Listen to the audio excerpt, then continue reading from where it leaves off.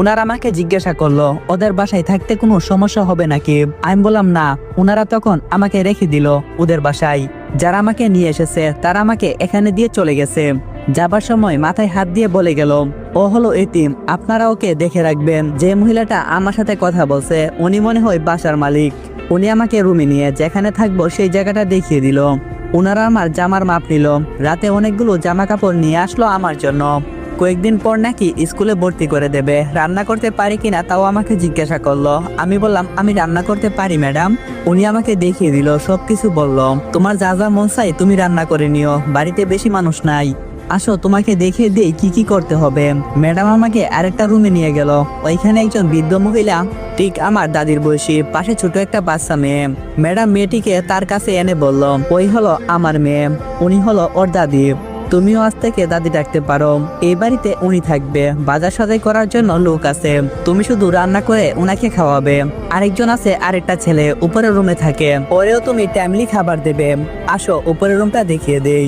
আমি ম্যাডামের পিছনে পিছনে উপরে গেলাম। উনি আমাকে একটা জানলা দেখিয়ে বলল, ওইখানে খাবার দেবে, কোনো সময় রুমের দরজা খুলবে না। আমি বললাম ঠিক আছে। এবার নিচে চলে গেলাম দাদির কাছে। উনি আমাকে দেখে বলতে লাগলো, ম্যাডামকে সেমরি রে সবকিছু বুঝিয়ে দিচ্ছ বউ? ম্যাডাম বলল, হ্যাঁ আমি সবকিছু বুঝিয়ে দিচ্ছি, ও এখন থেকে এই বাড়িতে থাকবে আপনার সাথে। তখনও বৃদ্ধ মহিলাটা মানে দাদি বলল, ওরে ভালো করে বুঝিয়ে দিস, উপরের রুমের দরজা যেন না খুলে। ম্যাডাম আমাকে বলল, কি বলেছে শুনেছো? আমি বললাম হ্যাঁ ম্যাডাম শুনেছি। ম্যাডাম বলল, এখন যাও উপরে গিয়ে শুয়ে পড়ো, 2 থেকে 3 দিন পর তোমাকে স্কুলে ভর্তি করব, তারপর টিকিট কনফার্ম করব। তখনও আমি বুঝতে পারিনি ওনারা যে দেশে থাকে না, আমেরিকায় থাকে। এখানে ওনাদের বাড়ি আছে, ব্যবসা আছে, ঢাকাতে ওদের বাড়ি, আরো অনেক জায়গায় ওদের বাড়ি আছে। পরের সপ্তাহে আমাকে স্কুলে ভর্তি করেছে, নাম পরিবর্তন করে ক্লাস 6-এ। যেহেতু আমার গার্জিয়ান ওরা, ওদের বাসার মেয়ে বলে পরিচয় দিয়েছে, নাম পরিবর্তন করে ভর্তি করেছে, নাম দিচ্ছে অরিন হাওলাদার। আমার যাবতীয় যা যা লাগে সবকিছু ম্যাডাম কিনে দিচ্ছে। দাদিকে বলে দিচ্ছে অরিন সকালে আর রাতে রান্না করবে, দুপুরে আপনি যতটুকু পারেন ততটুকু করবেন, ওর স্কুল থেকে এসে রান্নার সময় পাবে না, আর আপনি ওরে ভালো একটা টিচার খুঁজে দেবেন। আম্মা ওরে যেন প্রতিদিন বাসায় এসে পড়িয়ে যায়। এমনিতেই ওরে 5 না পড়িয়ে হাই স্কুলে 6-এ ভর্তি করেছি।